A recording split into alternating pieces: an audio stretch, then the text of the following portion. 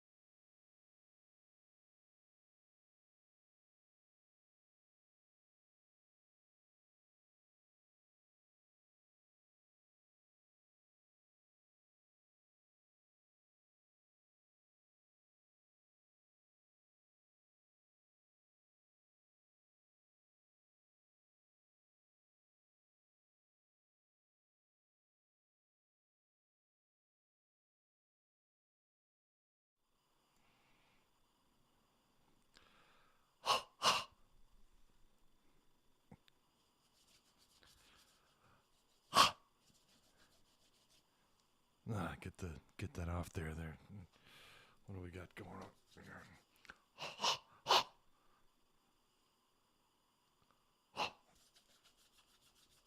Oh, there we go. It's beautiful.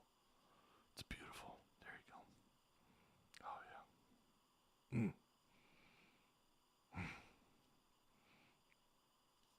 Gotta love that classic look, you know. Yeah. Oh shit. Oh shit.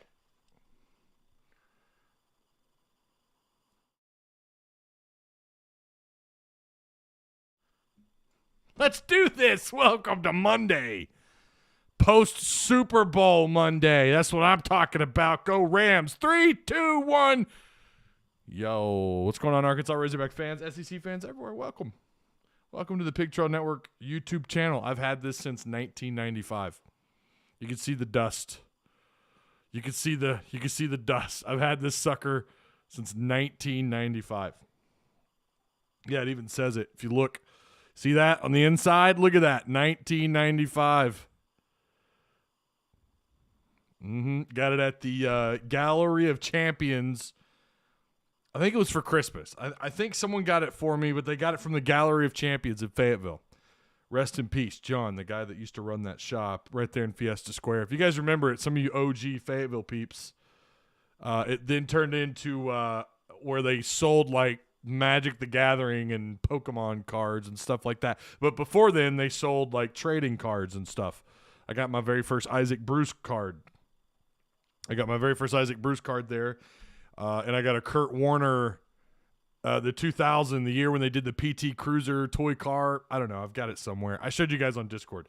Yeah, been a Ram fan for a really long time. It's been a bumpy ride. It was hard being a St. Louis Ram fan in the very beginning. It was tough, man. Not going to lie. It was tough. We some bad years. And it wasn't until Mike Martz came in with Dick Vermeil, and they had Trent Green, who went down with an injury, who then Kurt Warner took a spot. I remember thinking, that's it, we're done. And the rest is history. Greatest show on turf. I could damn near still name that entire roster: Kurt Warner, Marshall Faulk, Torrey Holt, Isaac Bruce, Ricky Prohl, London Fletcher, Carter, Dre Bly. Oh, man. The list goes on. That team was so good. Greatest show on turf. One of the greatest offenses of all time in the NFL. Didn't think we'd have to wait this long, but I was 16 when they won the Super Bowl. Now I'm 38. We've had a couple of other appearances since then. Thank you to everyone who was cool last night. Definitely had some people tagging me quite a bit. It got a little, I get it. I'm not entirely, it's nothing new, but definitely had some haters. Man. Had some people that were really trying to poke the bear and crawl under the skin, and a couple of them sort of succeeded. It takes a lot. But a couple of people definitely tried to,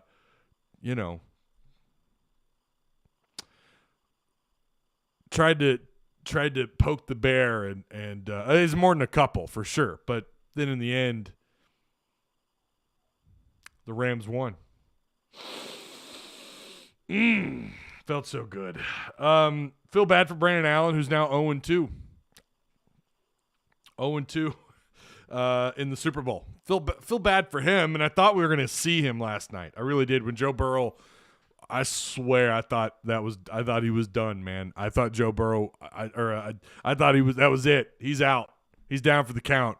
Thought for sure we'd hear about BA warming up on the sidelines, and he never did.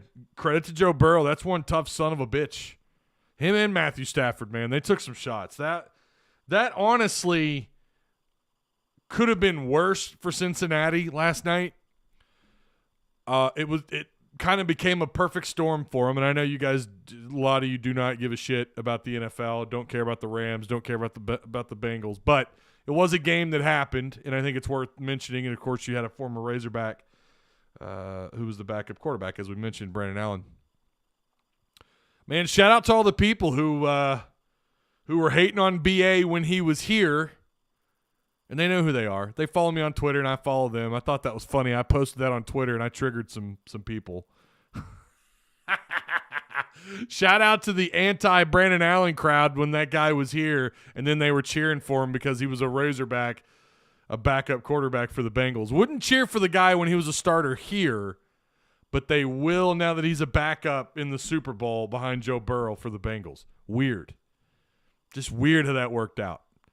I don't know that Razorback football Twitter, I don't know that I've ever seen it be so toxic towards a single player than they were during the Brandon Allen years. And some of you probably are a little young to remember that. But for those of us who were around and active on Twitter back then, I have never seen one player catch so much shit. And he did. And a few of those people, some friends of mine who constantly hated on the guy, then they became fans of him. Just funny how that worked out, right? Didn't cheer for him when he was a Ram. Discord got crazy last night during the game, and even more so after. I didn't realize how many Bengals fans we had, first off, in our Discord. Why do I feel nervous about the rest of the basketball season? Just got a weird, bad feeling. Can't explain it.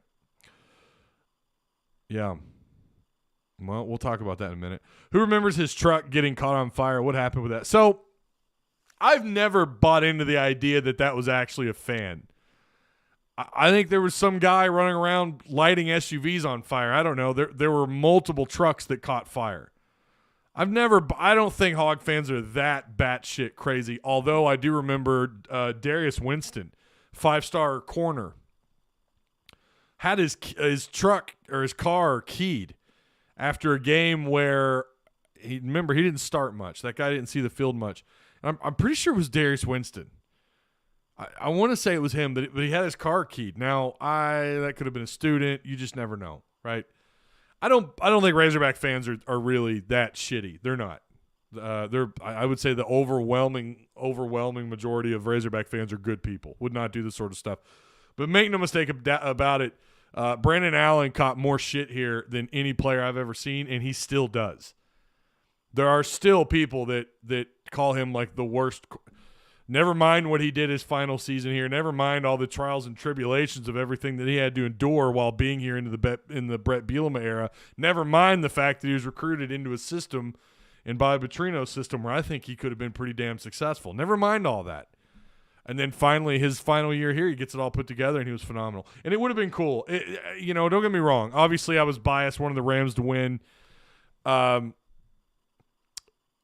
it would have been neat to see him get a ring. It would have been cool. So, congrats, Ty, on your Rams. At least somebody's team is winning. I feel you. Yeah, the shit talking was real last night. It was real. I mean, I had people coming into my YouTube video or coming into my posts. Just, it's almost like people don't understand that the NFL, you don't have a farm league. So you have to pick up free agents. You have to pay people. You got to pay players. That is the NFL. That was something I saw that was a pretty common theme from Hog fans who I follow on Twitter that the Rams, quote unquote, bought their Super Bowl. Newsflash. So does all the NFL. I don't know if maybe we're new to this. Maybe some of you guys are just now catching on to the idea that they have to pay these players. I mean, oh man, just crazy. And then my favorite one is that the game was rigged because it was played in LA and because it was played on their home field. Man, the burden of proof, that's on you now. Now you got to prove it. Like, yeah, the game, there was some towards the end, I would even argue that first PI call was soft.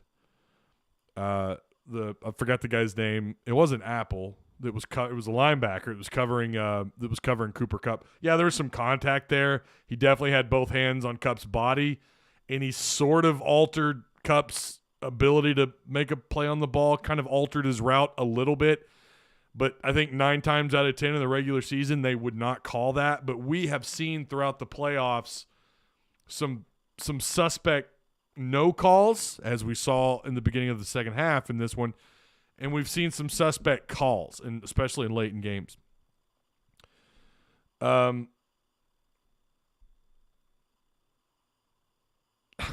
best comeback, right, is to tell them, look at the scoreboard, which I did do plenty of times. Congratulations! Thanks, man. I am Pew. Let's be honest, though. The real hero, the Super Bowl's 50 Cent memes. Dude, the 50 Cent memes are great. Listen, man, a lot of us have gained weight since 2003, 2004, okay? We've all gained some weight. And he still looks like he could pick up the heavy end of a car and throw it. 50 Cent looks swole, man. And he's always been he's always had some muscle tone. He looks huge.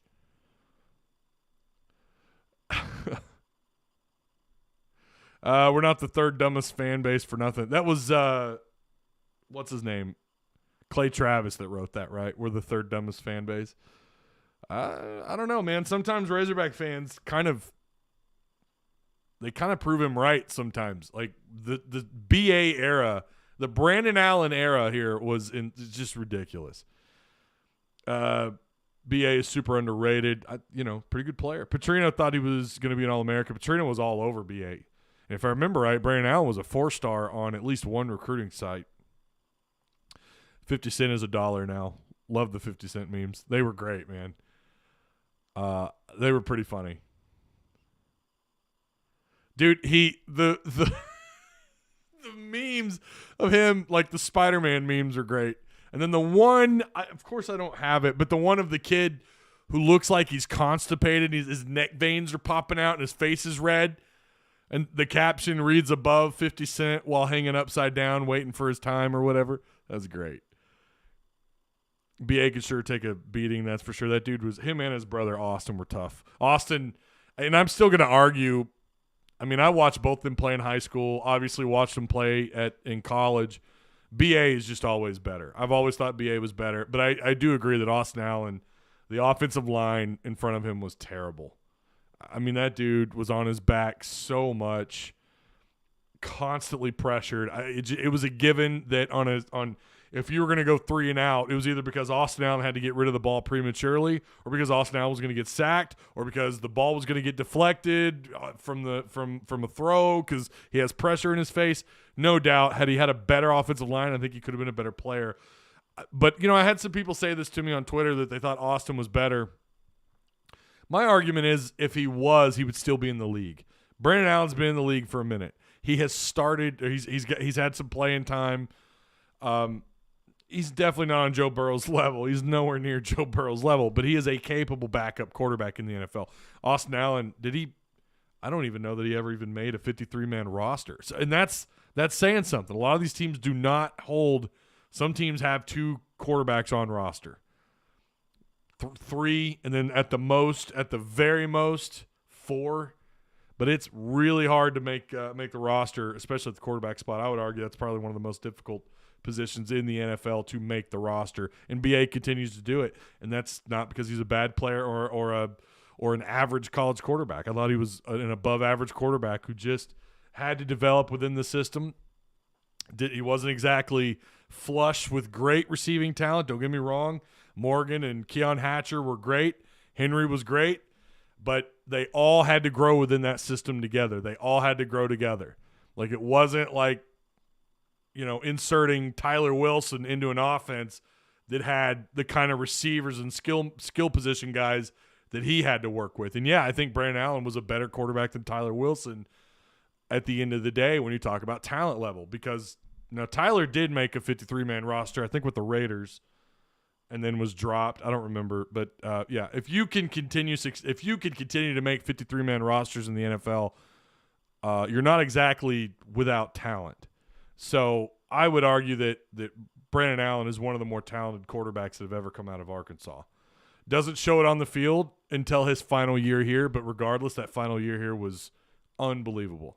Records broken. I mean, that dude was unreal. And then you think about who was coaching the Razorbacks, and what he was kind of working with there. It was just, I think he's one of the better quarterbacks to come out of this program. I was waiting for the Tupac hologram. Me and you both, man.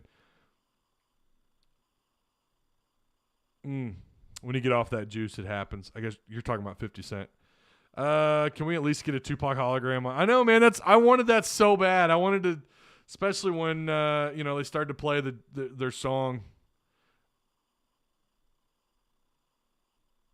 I wanted the hologram, and that had been a rumor leading into that. It was that something was going to happen. So let me break down the halftime show really quick. Obviously, I'm late 30s. Listen, if you're in your mid to late 30s, early 40s, mid 40s, you really appreciated who they brought in to that halftime show. Dre, Snoop Dogg, Eminem, everyone. But it didn't really play out the way that I thought it would. In the setup, the setup just seemed weird. The homes. I'm sure there was a theme there, and I didn't understand it. It didn't play out the way I thought that it would.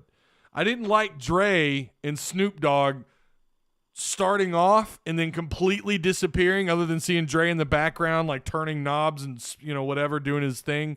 But like, I kind of imagine the show playing out where it's mostly Dre, Snoop Dogg, Eminem joins, and then who was the other one? Kendrick Lamar, Mary J. Like I thought like they would kind of chime in, but the show would revolve mostly with those guys getting the majority of screen time, and maybe we would hear.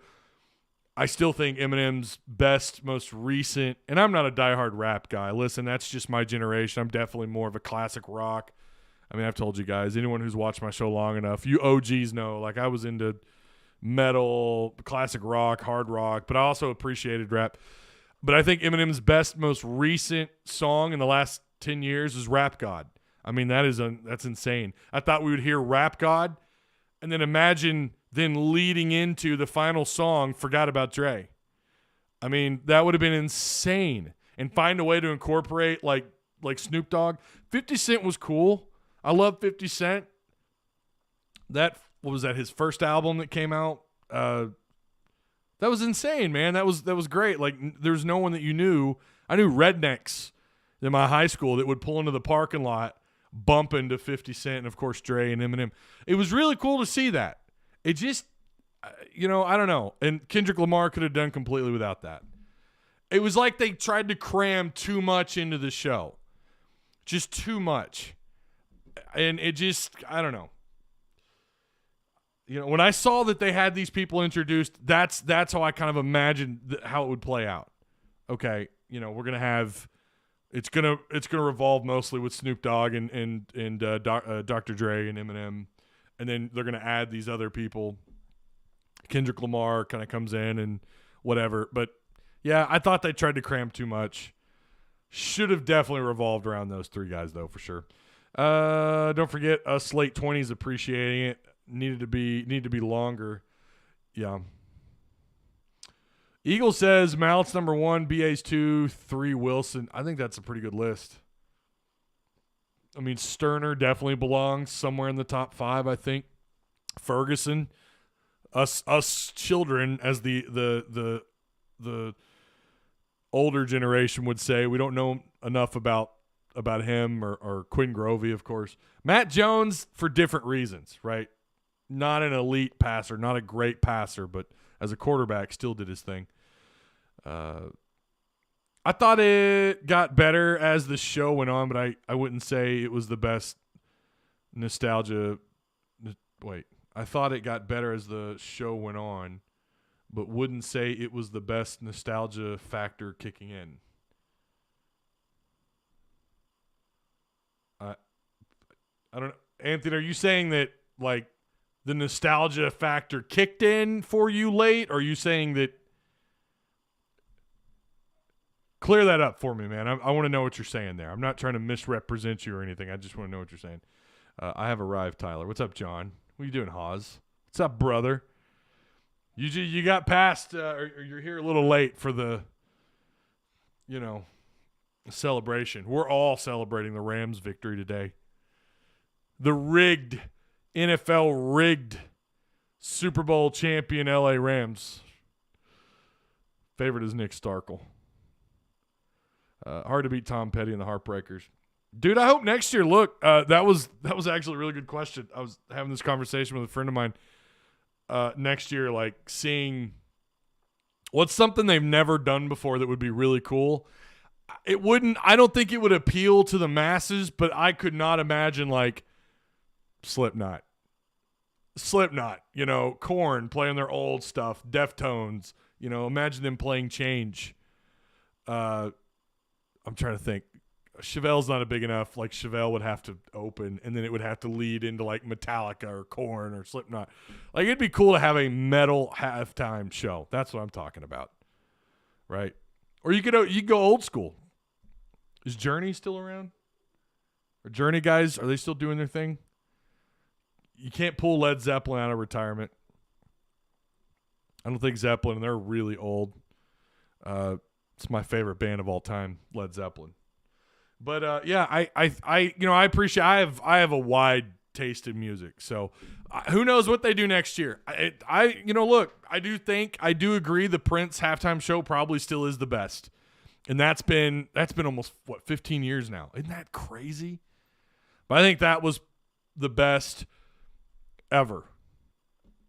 Michael Jackson in the 90s was really good.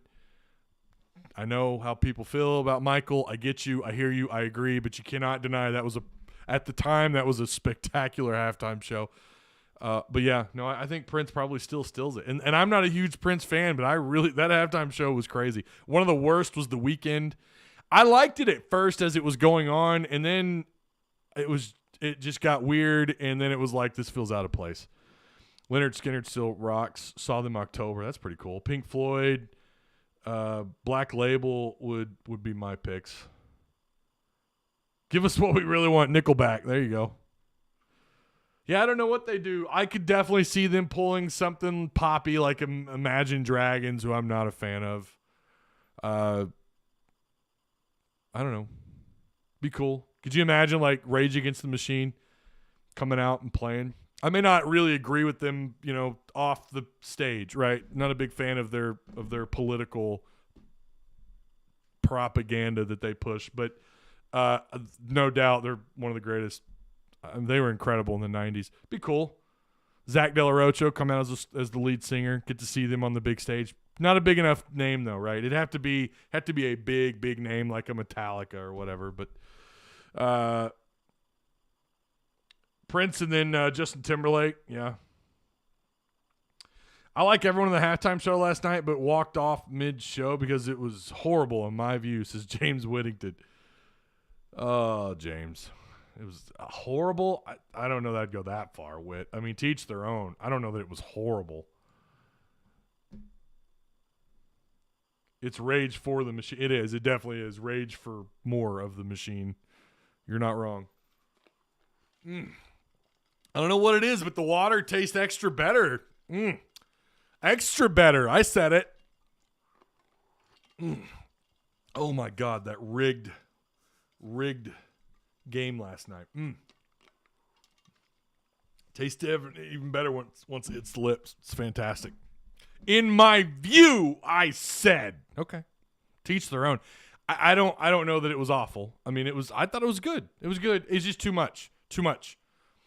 I imagined, not gonna lie, pot leafs everywhere. Snoop Dogg. Did you see the picture of him smoking the joint before his part came up? Did you guys see that? That was crazy. Could see him doing that on stage. That's what I was expecting. I mean, who are we kidding here? Fitty looking like a whole dollar. Hey Ty, have you heard Greta? Yes, dude. Greta Van Fleet is incredible.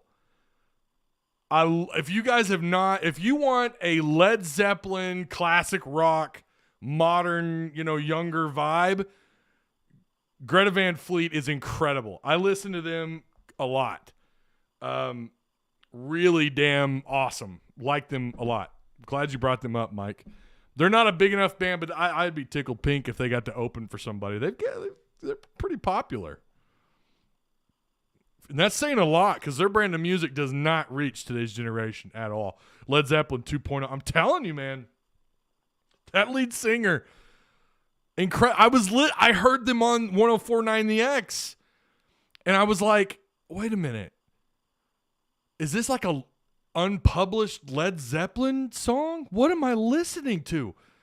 And of course, I'm driving and I wait till the car stops and I'm parked in the Walgreens parking lot. And I'm Shazamming the song and I saw and this is a while back, a couple years ago. And then I just was hooked. Danny West is a fan of them too. I saw him post about them on Twitter. They haven't dropped a big album in a minute. Are you talking about Greta Van Fleet? Dude, they're so good. I wish them, I hope they blow up. Now, again, today's generation that kind of music does not really appeal to them, but man, I dig it. I dig it a lot. All right, well, let's talk about this Arkansas being ranked. We got enough people in here. We're good to go. I know there's some people watching this after the fact. Don't care about anything that we just discussed. So let's transition for them. The really quick, Discord, I saw the bot, of course, published the live stream. Not really that bad, almost the same time as I got it pushed also. But yeah. It's cool to see it working. Shout out to Mike for that one. It's really cool. Yeah, and again, a couple people in Discord. Oh man, I love watching. It's like you catch all that shit all night only for them to be wrong, and it's just fantastic. It's fantastic. Some of the burns were good. Some of them were good, and then they start to just keep going, and then you open up your phone and you've got people just it's just crazy. All right. Arkansas ranked number 23 in the country. Second time this year second time they've been ranked. Second time they've been, had you won at Bama, I think you're top 20. I think you're probably 18, 19 at that point. The Razorbacks ranked again. So they're going to be ranked on the road against Mizzou. I think War Machine published the last time you went on the road. What did he say? What did War say? Let me pull that up. And again, this is coming from him. If he's wrong, go get mad at him, not me. The last time Arkansas played in Como, I like that, ranked was back on December 7th of 1996. Number 22 Arkansas held off a late Missouri rally to win 80-76. We know how that year played out. But that's, I mean, you know, when you consider they weren't in your conference, that's not shocking, right? I mean, it's not like Arkansas has been constantly ranked since they've been in the conference, since they joined in 2012.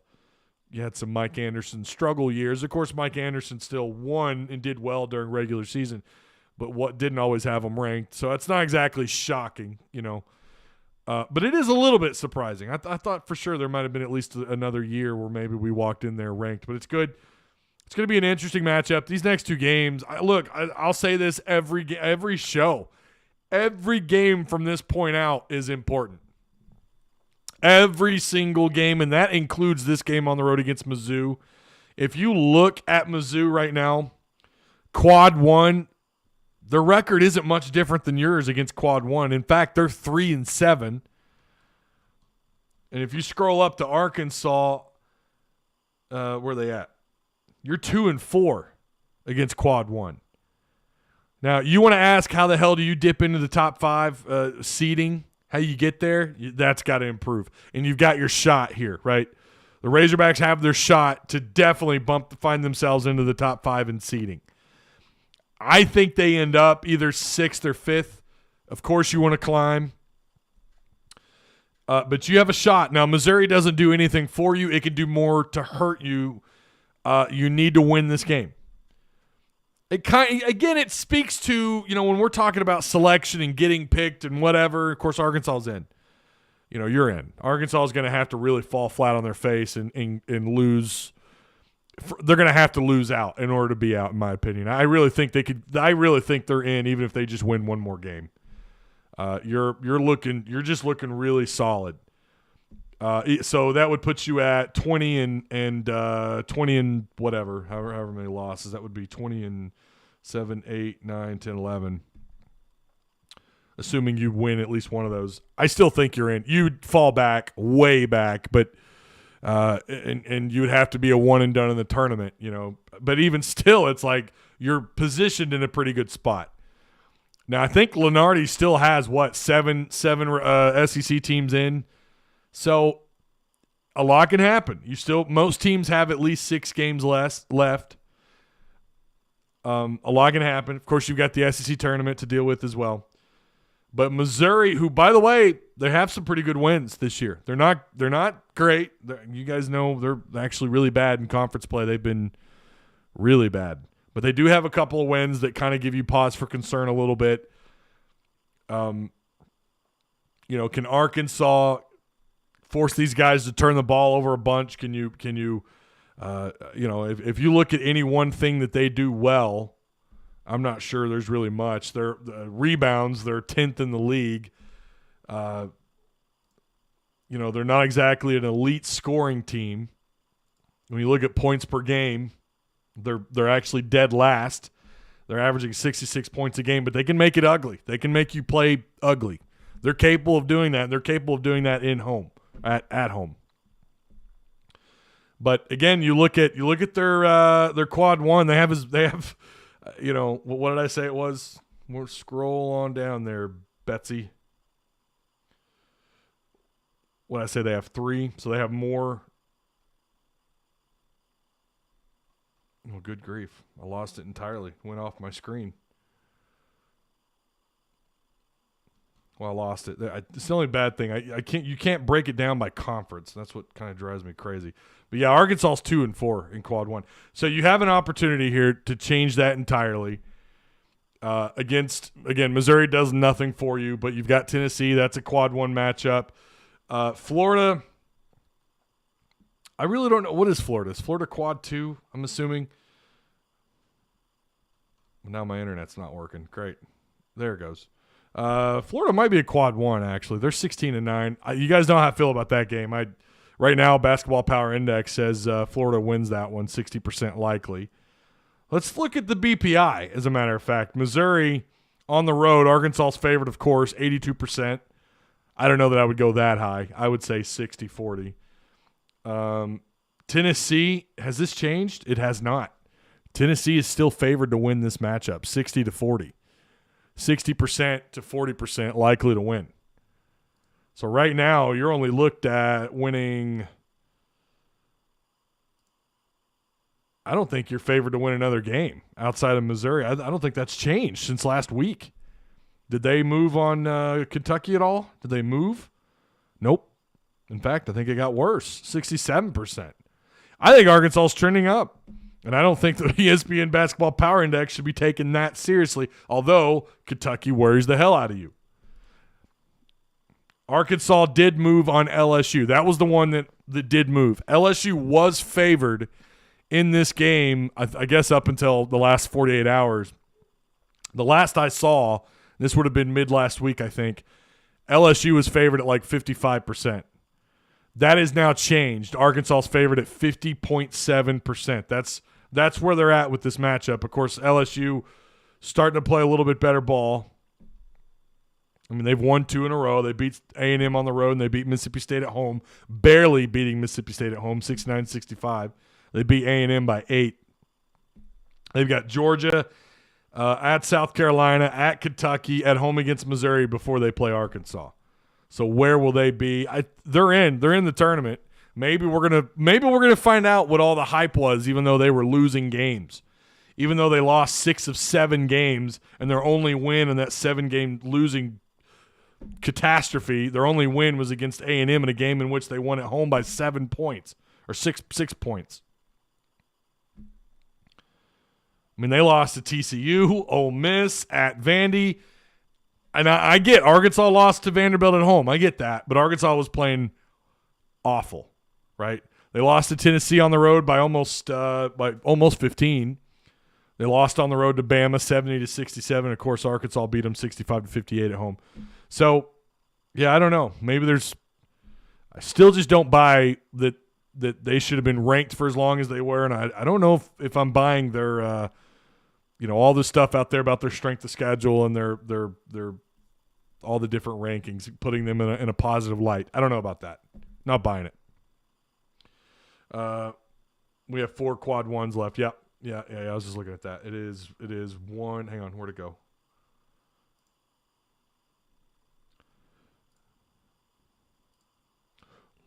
Well, I don't know what's going on. My internet's being crappy. But let's see. Yeah, 1, 2, 3, 4, 5. Yeah, you've got at least 4 quad ones left.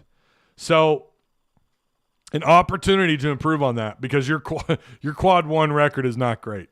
You want to break into the top 5 in seeding? Here you go. Here's your opportunity. You could be like some other team that has absolutely jack shit left to play against, where you have absolutely like nothing that's going to help your resume. Arkansas's in a different situation. That's how you should look at this. If you really believe that Arkansas should be in the top 5 in seeding, here's your opportunity. And I think there's 6, maybe even could fall back to 7 if you don't respond. If you find a way to lose these next 2 games, yeah, you could drop back a little bit, but you'd have to really screw this up to drop out of the top 8. You'd have to really screw it up. Of course, obviously you want to be top 6, top 5.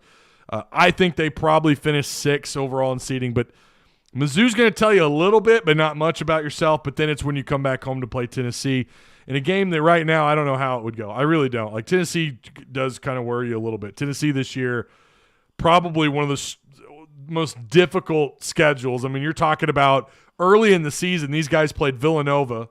They got throttled 71-53, but then they went on the road and beat North Carolina, who at the time was 18th in the country. Volunteers won that one 89-72. They went on the road. They beat Colorado. They lost in the SEC Big. Was that SEC Big 12? Surely not. Was it? No, that's not their SEC Big 12. Okay. But they did play. So they played Texas Tech 57-52. I was going to say that's way too early. They lost to them at home by 5. They're supposed to play at Memphis. That game got canceled. Now we find out later Memphis not good. They beat Arizona 77-73. They go on the road. They lose a close one to, at the time, top 20 Bama 73-68. They lose on the road to Bama, to LSU 79-67. Then they come home. They throttle South Carolina by a lot, 20 points to be exact. They go on the road. They get throttled by Kentucky 107-79. Then they beat Vanderbilt on the road, LSU at home, Florida at home. They go to Kentucky, lose that thing by a point. Go back on the road and beat. Well, they beat A&M at home, but then they go back on the road. They sweep South Carolina. They win again big, 81-57. They beat Mississippi State on the road, 72-63, and then they just swept Vanderbilt 73-64. They've got Kentucky to play on the 15th, and then they play Arkansas on the road at 3 p.m. inside Bud Walton Arena on the 19th. Oh, by the way, happy Valentine's Day. Oh, my gosh, I love you guys. Will you be my Valentines? Mwah. Even to you Ram haters in our Discord. So, Arkansas, Tennessee's going to be a handful, man. That's not a game. They very well could sweep Arkansas. Now, does that hurt you? No, that's a quad one. That's a team. I don't know, man. Maybe we're not talking enough about Tennessee going far into the tournament. And, of course, we'll talk about them, and we'll break that matchup down. That is going to be a huge game. Another big game, man. Right back at you. Right back at you in Bud Walton. There's some big games coming up, man. Some big games coming up for Arkansas. And you already had number one, right? You already had number one in the building who you upset 80-76 against the Auburn Tigers. And then we come back. You got to play, presumably, maybe top, what are they, 16th, so top 20 Tennessee's coming into the house. And that used to be a matchup back in the day that got a little feisty. And then again, you guys know the rest. At Florida, at home against Kentucky, that one's going to be big. I absolutely, that is going to be huge. I mean, you got, good Lord, Bud Walton's going to be rocking. LSU, the following game after that, and then you finish it out again against Tennessee. You have some opportunities here, big opportunities to improve upon your seeding. Again, I like Arkansas somewhere around a 6 seed. That's probably where I'd put them. Happy Valentine's Day. What up, Christian Holt? What's going on, man? We control our own destiny right now as far as good seeding is concerned. I agree. Tennessee on the road is almost an expected loss. Arkansas has never played well there, and I don't know, man. Muss has done the unthinkable, winning on the road, winning away from Bud over his time here. Obviously, the run you went on last year, but Tennessee, I don't know, man. They have a special place in their heart. They're the part of the heart that hates, right? They have a special place for Arkansas. It's not a rivalry, but it feels like, it used to feel like in the 2000s, similar to kind of how Tennessee baseball and Arkansas baseball, with what's going on there and the former Razorback coach, you guys know, like it has that same kind of vibe to it. I've always felt like Arkansas and Tennessee would be a great rivalry. There's no manufacturing going on with that. There is a real, I think baseball-wise, it is a rivalry. Basketball back in the day, it started to feel that way. And then it kind of, Arkansas kind of fell off. Tennessee hit the bumpy road, and then those games just weren't as exciting. It's going to be exciting. And again, I'm telling you guys, you're going to feel it. You're going to feel it. When they come to town and it's a close game and it gets a little spicy on the floor and these guys are talking that shit, you're going to feel it, man. Like, oh, I hate these guys. Just like in baseball, you're going to hate them. I hate Tennessee. That's another program. Like, that is an organic rivalry that should – forget South Carolina, forget Mizzou as those rivalries. Although I would argue South Carolina felt like more of a rivalry than Mizzou. Replace it with Tennessee in all sports. Cupid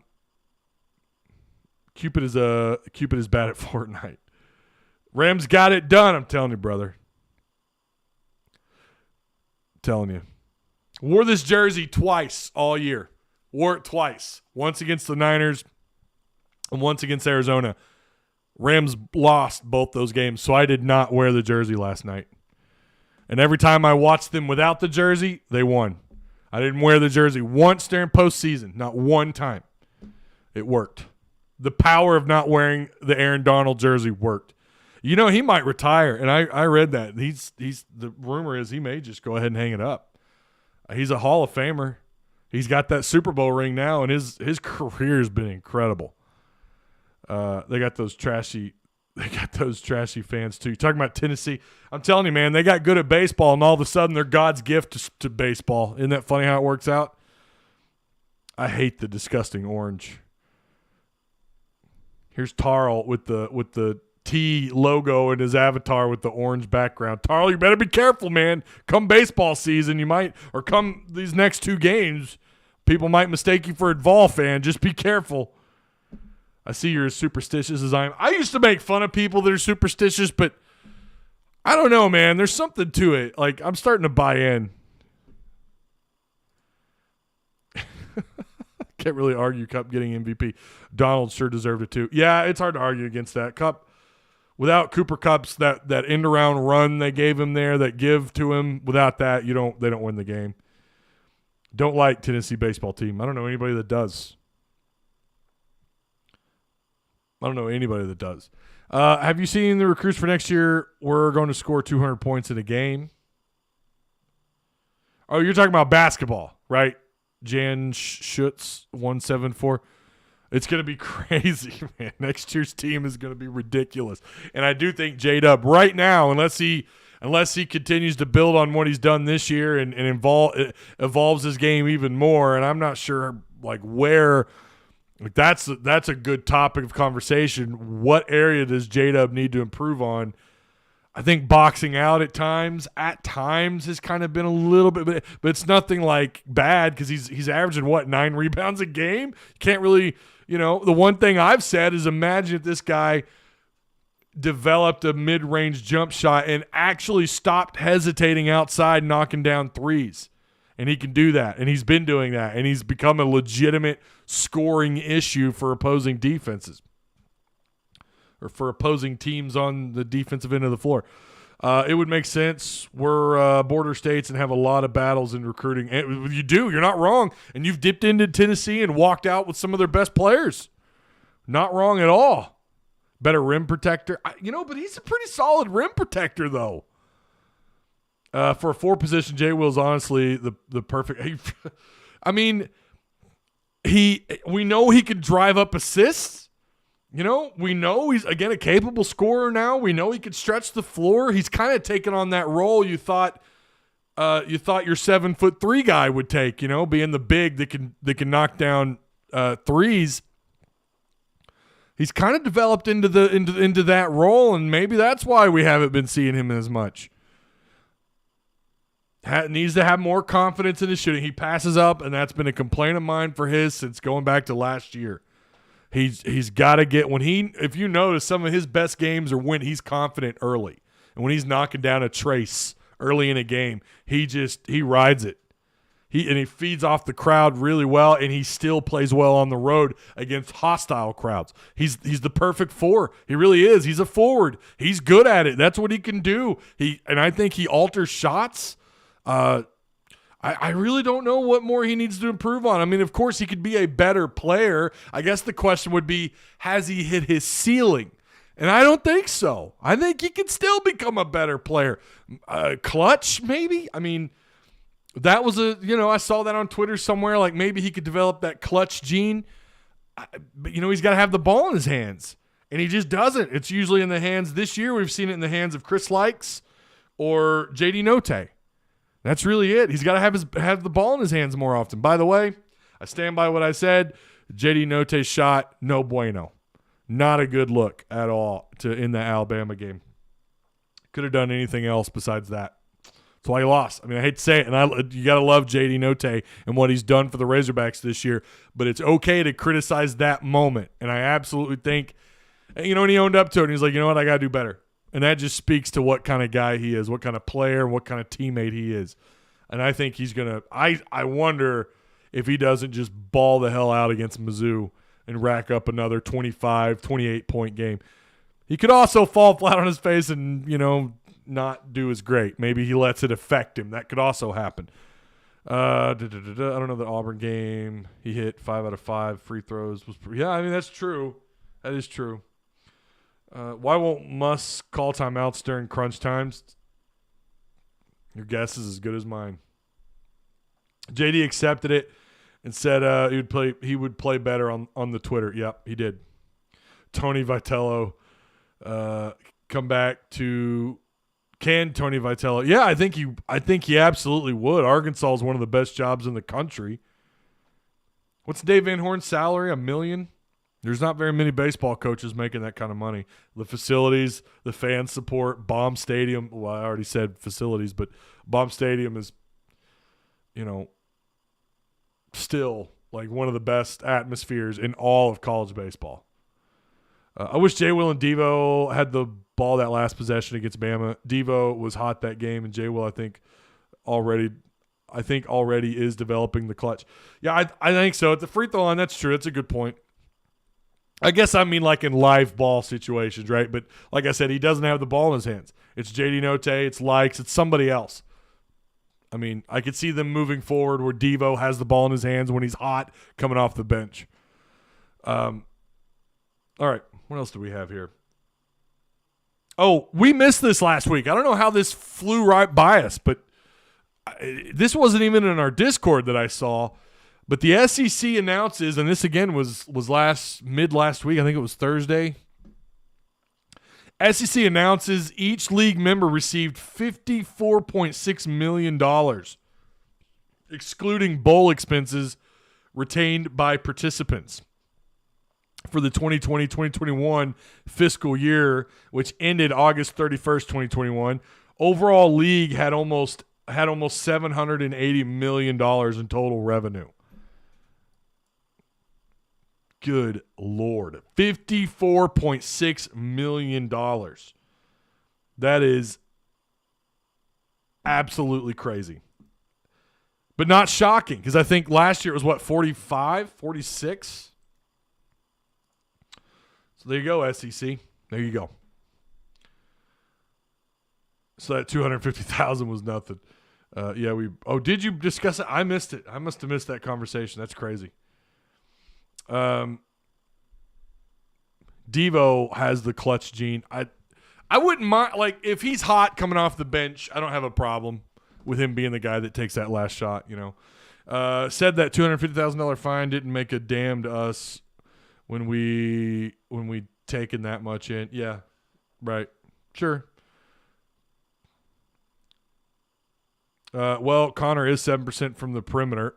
Right. Which is why I said J-Dub has taken over that role. Ramon Shiesty, sir. He is. He's cold. He's been, I don't know. He's regressed. But I think, too, he's not needed as much. I don't know that he's over. I don't know that we'll never see him back on the floor this game, but maybe that's the question. Maybe that's the question of the day. But actually, the question of the day, if you guys wanted to answer this really quick, where to go? How the Hogs finish these final two games? I shouldn't say final. Sorry. How do they finish these next two games? What's their record? You got Mizzou at 8 p.m. tip-off. I know, sucks. And then Tennessee, you've got 3 p.m. tip-off in Baum. But again, you're on the road against Mizzou. God, not Baum. Bud Walton. Jeez, I've got baseball on the brain. Do they go 2-0, 0-2, or 1-1? Randall Cade says 2-0. Celtics for Life says 2-0. Rand, it's the name of our cat. We named our cat Rand. He says A. I think he's new to our Discord. Or they changed their name. I've never seen them before. They say A, 2-0. Mike, a.k.a. Eagle, says Tennessee will be tough, but I think Bud will be rocking again. Mike, you didn't give me your prediction. What does that mean? Do they go 1-1, 2-0? Oh, you said A. Never mind. I see it. My bad. Dragon Slayer 1273 says 2-0. Austin says 2-0. And John Haas says 2-0. I don't see Mizzou being an issue. These guys are in crunch time and they know it. And after Auburn, we saw what Bud could still do. Oh, you're talking about Tennessee. We shouldn't lose another home game. shouldn't lose another home game. Shouldn't lose another home game. Shouldn't. I'll just say that. Tennessee does worry me. Kentucky worries me. LSU could be a concern. But if you win out at home, yeah, you're a 5 seed. You're a 5 seed. No matter, I mean, of course, you know, you want to beat Mizzou, but you're a 5 seed if you win all your home games, because that's 1, 2, 3 more quad 1 wins at home. And that would be, yeah, you're a 5 seed at that point. Even if you lose all your road games, excluding Mizzou, you're a 5 seed, I think, at that point. You might need to lean on the tournament, maybe. It just kind of depends on how it shakes out. Again, man, when you have this many games left, 2, 4, 6 games left, anything can happen. Right now, you're feeling like the teams are settling in, like where they're at in their seeding. They're starting to settle in a little bit. So, I think Arkansas beats Mizzou on the road. Shocker, I know. Mizzou not going tournament. They know this. They'd have to win out and probably win the SEC championship to even be in consideration at that point. And even then, it would be not likely. So their backs aren't even against the wall. They're completely out of the building, which is something Mizzou should be familiar with, right? They're kind of used to losing and sucking at everything. So Arkansas, I think, wins this one. I don't know how much. It's going to be tough. I mean, you're going to have Brown and Coleman, guys that can do some damage. But there's not really any one thing that LSU is, unless I overlooked it, which is entirely possible. But watching them play this year, as little as I have, they're not very impressive. They do have wins that are impressive, but, I mean, they're not a good team. They can defensively force you. They can make you play down to their level, but I feel like this is a game that Arkansas wins. I'd say like a 75-65. I think you win by 10, double digits, something like that. Tarl says 2-0. Playbor says 3-0. Okay. Could Arkansas beat Gonzaga at Bud Walton? Oh. Well, they have to play really good ball, though. I still think we make noise in the for sure. Yeah, anything's possible. Why are we talking about Hofstra? I mean, Hofstra was away from Bud Walton, but it still was home court, or home state advantage, right?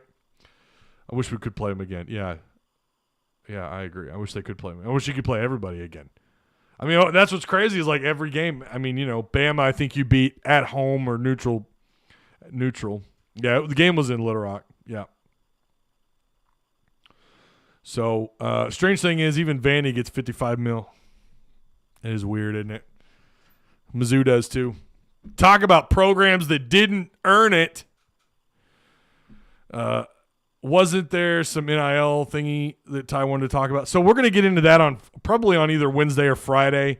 The NIL stuff I was probably going to need that to drag it on for, a little bit, but I think it's some pretty cool information. But when you're coming up on like 30 minutes and you still like you're already through all your topics, that was a good like topic burner. But I think we'll probably touch on it on either Wednesday or maybe Friday. We'll talk about this NIL stuff, but yeah, I came across some pretty interesting stuff you guys might like. So we'll probably touch on that again either Wednesday or Friday. So yeah. All right. Well, that's going to do it. I'll see you guys tomorrow on the postgame show after Arkansas. It's going to be a late one. Again, it's going to be a late game, 8 p.m. tip-off. But I will see you there. You guys enjoy the rest of your day.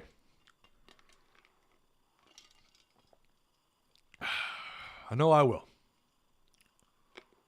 Oh, it just tastes so good. Let me get another. I'm going to get another.